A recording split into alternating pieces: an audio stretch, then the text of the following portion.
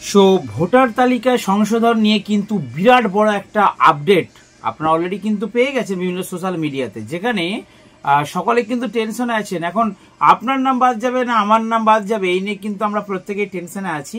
তো শুভেন্দু অধিকারী আপনারা জানেন, উনি কিন্তু বলেছেন যে এই পশ্চিমবঙ্গ থেকে মানে পশ্চিমবঙ্গে এনআরসি চালু করতে হবে। তার মানে কি, যে রোহিঙ্গা রয়েছে তাদেরকে বাদ দিতে হবে এবং বাড়ি বাড়ি গিয়ে বেছে বেছে যারা বাইরের অনুপ্রবেশকারী রয়েছে তাদেরকে কিন্তু বাদ দিতে হবে। অর্থাৎ আমাদের এই পশ্চিমবাংলার ভোটার যে লিস্ট সেটাকে কিন্তু সংশোধন করতে হবে। অলরেডি আপনারা দেখেছেন বিহারে কিন্তু এই কাজ চালু হয়েছে এবং সেখানে প্রায় সংখ্যা বলছে 41 লক্ষ প্রথমের দিকে ছিল।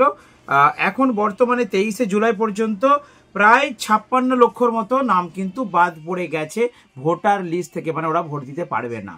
তো এইরকমই শুভেন্দু অধিকারী কিন্তু চাইছেন যে এই এনআরসি পশ্চিমবঙ্গে কার্যকারী হোক, আর মাননীয় মুখ্যমন্ত্রী মমতা বন্দ্যোপাধ্যায় তার কিন্তু প্রবল বিরোধিতা করছেন। যেখানে বলা হচ্ছে যে ভোটার অধিকার বা ভোট দেওয়ার জন্য যেটা সব থেকে মেন ডকুমেন্ট ভেরিফিকেশনে ভোটার আধার রেশন, এই তিনটে ভোটার আধার রেশন এই তিনটে একান্তই জরুরি।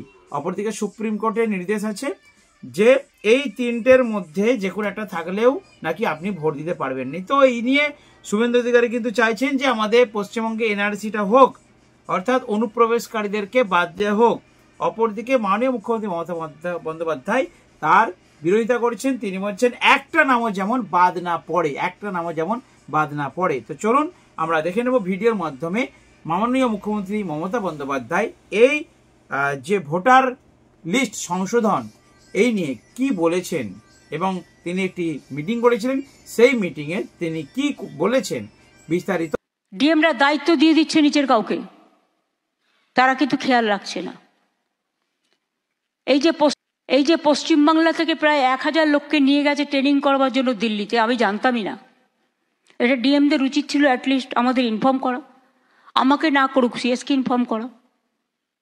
বিএলও যেসব লিস্ট টিস্ট করেছেন, বিএলওদের কাছে আমার অনুরোধ থাকবে ভোটার লিস্ট থেকে কারো নাম যেন বাদ না যায় সেটা দেখার। মনে রাখবেন ইলেকশন কমিশন তার নোটিফিকেশন যখন হবে ডেট অফ ইলেকশন, তখন থেকে এটা ইলেকশন কমিশনের আন্ডারে যায়। তার আগে স্টেট গভর্নমেন্ট, আবার ইলেকশনের পরেও স্টেট গভর্নমেন্ট। সুতরাং এটা মনে রাখবেন, আপনারা চাকরি করেন স্টেট গভর্নমেন্টের, কোনো মানুষকে অযথা হ্যারাস করবেন না। যদিও আজকে কেস আছে বলে ডিটেলস আমি বলছি না, দেখবেন যেন মানুষ হ্যারাস না হয়।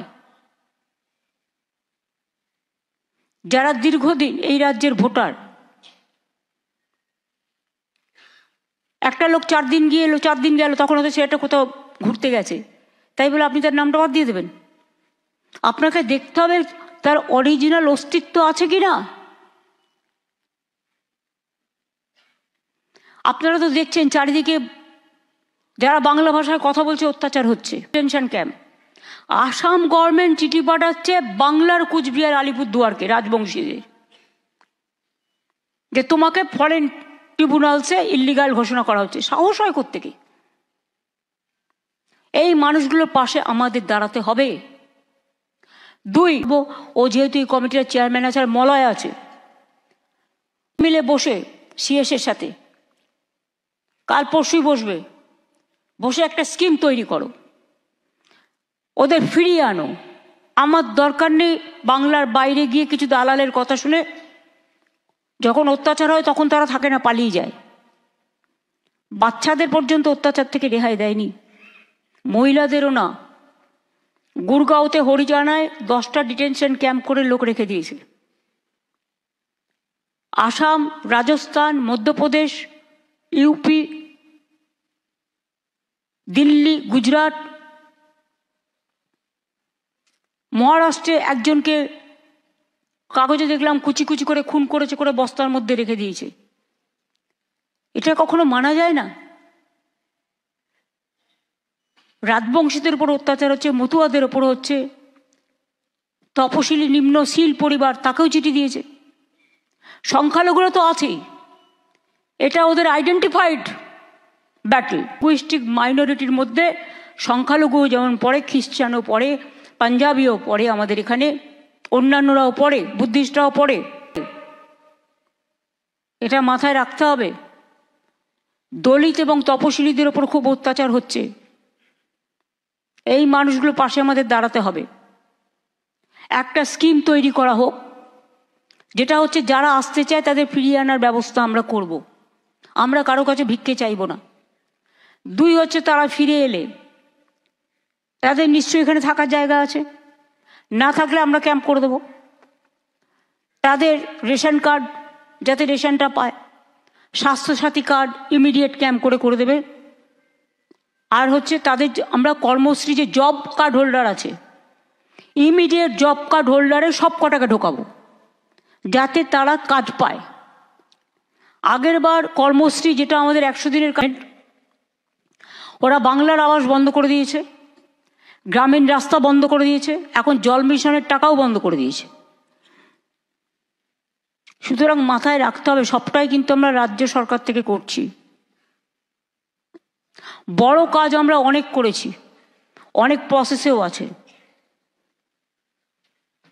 বড় কাজের জন্য না এগিয়ে ছোট ছোট কাজগুলো করুন। পঞ্চায়েত সমিতিতে যারা আছেন, আগে কিচ্ছু পেতেন না আপনারা, আমরা ফাইট করে ফাইন্যান্স কমিশন থেকে 15% আপনাদের দেওয়া হয়েছে। জেলা পরিষদও 15% পাচ্ছেন।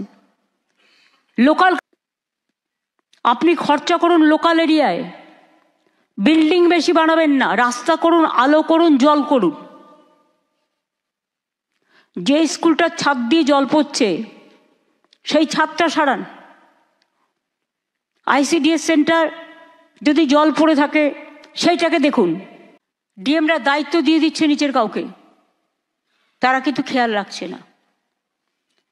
এই যে পশ্চিমবাংলা থেকে প্রায় 1000 লোককে নিয়ে গেছে ট্রেনিং করবার জন্য দিল্লিতে, আমি জানতামই না। এটা ডিএমদের উচিত ছিল অ্যাটলিস্ট আমাদের ইনফর্ম করা, আমাকে না করুক, সিএসকে ইনফর্ম করা। আপনারা বিএলও যেসব লিস্ট করেছেন, বিএলওদের কাছে আমার অনুরোধ থাকবে ভোটার লিস্ট থেকে কারো নাম যেন বাদ না যায় সেটা দেখার। মনে রাখবেন, ইলেকশন কমিশন তার নোটিফিকেশন যখন হবে ডেট অফ ইলেকশন, তখন থেকে এটা ইলেকশন কমিশনের আন্ডারে যায়। তার আগে স্টেট গভর্নমেন্ট, আবার ইলেকশনের পরেও স্টেট গভর্নমেন্ট। ফাইট করে ফাইন্যান্স কমিশন থেকে 15% আপনাদের দেওয়া হয়েছে। জেলা পরিষদও 15% পাচ্ছেন। লোকাল কাজগুলো আপনারা করুন, বড় বড় কাজগুলো তো গভর্নমেন্ট করে। আপনি খরচা করুন লোকাল এরিয়ায়, বিল্ডিং দেখবেন যেন মানুষ হ্যারাস না হয়। যারা দীর্ঘদিন এই রাজ্যের ভোটার, একটা লোক 4 দিন গিয়ে এলো, 4 দিন গেল, তখন হয়তো সেটা কোথাও ঘুরতে গেছে, তাই বলে আপনি তার নামটা বাদ দিয়ে দেবেন? আপনাকে দেখতে হবে তার অরিজিনাল অস্তিত্ব আছে কিনা।